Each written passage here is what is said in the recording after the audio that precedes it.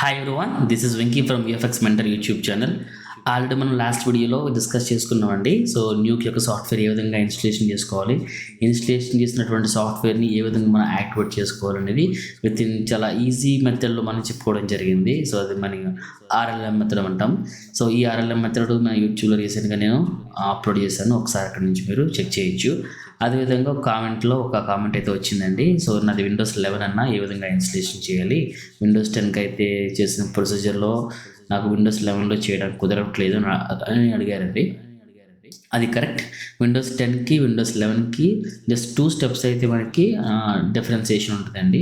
So same RLM పనిచేస్తుంది, same software పనిచేస్తుంది. But ఏదైతే మనం ఆర్ఎల్ఎం అనేది యాక్టివేట్ చేస్తామో, యాక్టివేట్ చేసి మనకి కొద్దిపాటి చేంజెస్ అయితే చేయాలి. సో ఇప్పుడు మీకు ఎక్స్ప్లెయిన్ చేస్తాను చూడండి.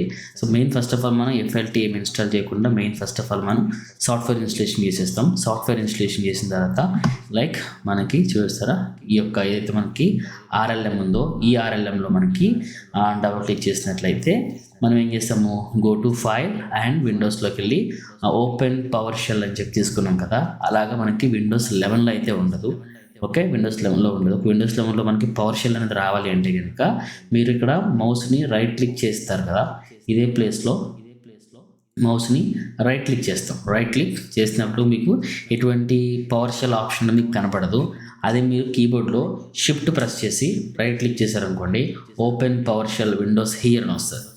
ఓకే, సో ఇక్కడ చూడండి, ఇలా వచ్చినప్పుడు మీకు ఆటోమేటిక్గా మీకు సిలో యూజర్స్లో వెంకీ విఎఫ్ఎక్స్ మెంటర్లో డెస్క్టాప్లో డైరెక్ట్గా మీకు అదే ఒక పాత్ నుంచి వచ్చేసింది. ఒకవేళ మీకు ఇలా కాకుండా మీకు ఒక రన్లో పవర్ షెల్ అని ఉంటుంది, పవర్ షెల్ని తీసుకోండి. పవర్ షెల్ అని తీసుకున్నప్పుడు ఇలా వస్తుంది చూసారా, యూజర్స్ వెంకీ విఎఫ్ఎక్స్ అని వచ్చి మెంటర్ వచ్చింది తప్ప ఈ పాత్ రాలేదు. ఏ పాత్ ఏదైతే మనకి డెస్క్టాప్ మీద ఉంది చూసారా, ఆ పాత్ రాలేదు. ఆ పాత్ రాలేకపోతే మనకి ఈ యొక్క మెథడ్ అనేది వర్కౌట్ అవ్వదు. ఒకవేళ రావాలంటే సింపుల్ ఈ యొక్క పాత్ని కాపీ చేసుకోండి. ఈ యొక్క పాత్ని కాపీ చేసుకుని జస్ట్ మీరు సింపుల్గా సిడి స్పేస్ ఏదైతే పాత్ ఉందో ఆ పాత్ మీరు ఎంటర్ చేసి, ఓకే, రైట్ బ్యాక్వర్డ్ స్లాష్ మీరు ఎంటర్ చేసినట్లయితే షిట్ దీంట్లో సంథింగ్ ఎర్రర్ వచ్చినట్టుంది. సో ఇట్లా రాకూడదు, ఎందుకు వచ్చిందో 1 సెకండ్.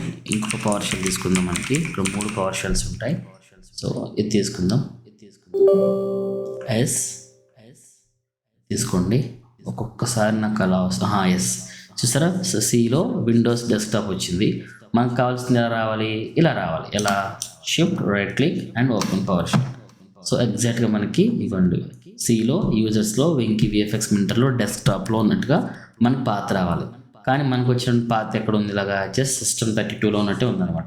సో ఇప్పుడు మనం ఏం చేయాలంటే ఈ యొక్క పాత్ని కాపీ చేసి జస్ట్ సిడి టైప్ చేసి స్పేస్ ఇచ్చి ఆ పాత్ని మనం పేస్ట్ చేసి స్లాష్ ఎంటర్ ప్రెస్ చేయండి. సో ఇప్పుడు కూడా మనకి ఒకసారి రాలేదు. సో ఎందుకు రాలేదో కూడా నేను రీజన్ చెప్తాను. సో ఇది నేను రీసెంట్గా ఒక ల్యాప్టాప్లో ఇన్స్టలేషన్ చేసినప్పుడు చూసాను అనమాట. సో పాత్ అనేది డెస్క్టాప్ని పెడుతుంటే రావట్లా.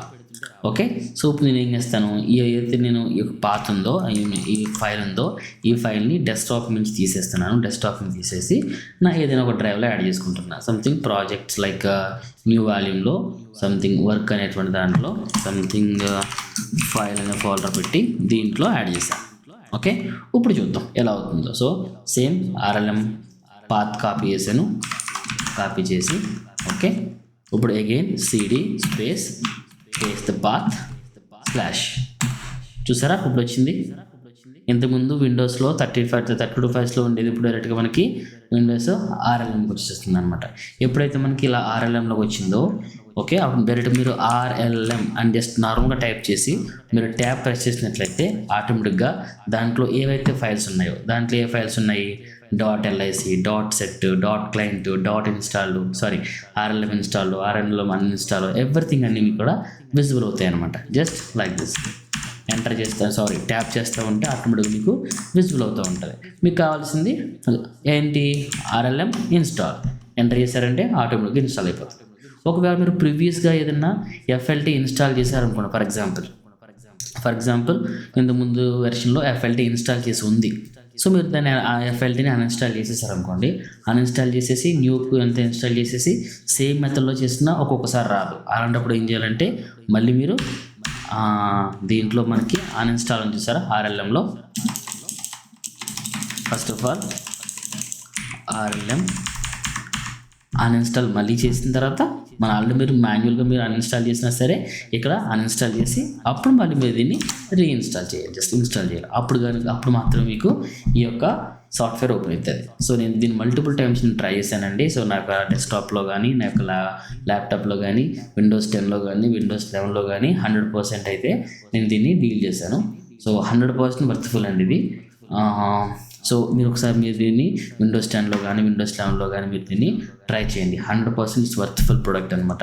ఇప్పటి వరకు కూడా ఎక్కడ కూడా మీకు యూట్యూబ్లో ఏ ట్యూటర్ కూడా మీకు 100% ఎంత short time with in less than 10 సెకండ్స్లో కీని యాక్టివేట్ చేయడం ఎక్కడ కూడా జరగలేదండి. 100% ఇది మన యూట్యూబ్ ఛానల్ వచ్చింది విఎఫ్ఎక్స్ మెంటర్లో. దయచేసి ఇలాంటి మంచి కంటెంట్ కోసం మనకి యూట్యూబ్ ఛానల్ని ఫాలో చేయండి. సో అదేవిధంగా సబ్స్క్రైబ్ చేయండి, లైక్ చేయండి, షేర్ చేయండి. ఏదైనా డౌట్స్ ఉన్నట్లయితే కామెంట్ చేయండి. Thank you.